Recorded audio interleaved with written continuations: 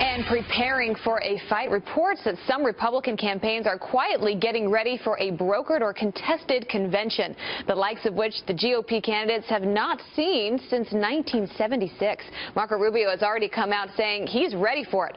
So what are the chances of a candidate not receiving enough delegates by the Cleveland convention come July? Here to weigh in, Ron Meyer from Red Alert Politics.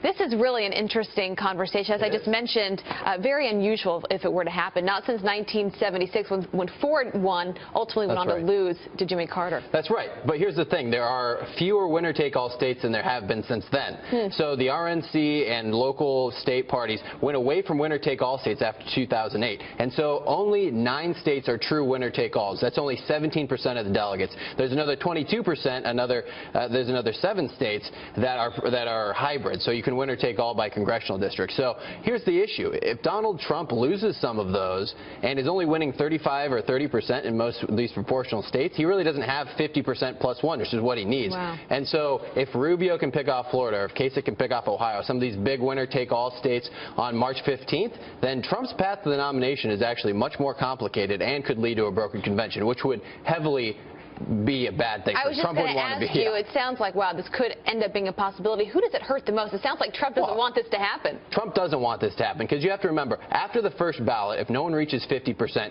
most of the delegates are then unbound. So people who are elected to be delegates to this convention can vote for whomever they want.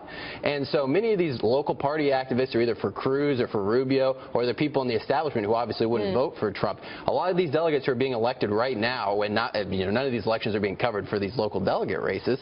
Those are the people that could make the decision in the second round, and it's not going to go well for Trump if this happens. So the establishment may be hoping for this. At the end of the day, who would this benefit the most? Rubio? Rubio, certainly, but here's the thing.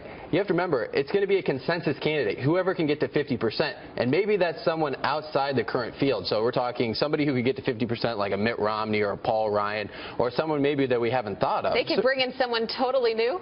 Well, it'd have to be someone who would be vetted and who could get to 50% of the delegates. I would say Rubio is in the best shape because he's the second choice of most people right now. So he's polling well, and then he's the top second choice. That plays really well in a convention. How does it play, though, in a general election if the GOP were to have a brokered convention? Because I just mentioned Ford was the last one to win a brokered convention, went on, though, to lose to Carter. Right. Could this be a bad thing overall for the party? In the age of where you need attention, Trump is winning right now because he's getting media attention. Imagine how much media attention there's going to be generated at a brokered convention, and the powerful speech that you can make, and how many people actually be watching at the end. I mean, conventions are struggling, and they have for the last decade, to get enough attention like they used to. Conventions used to be the big thing where you present your nominee.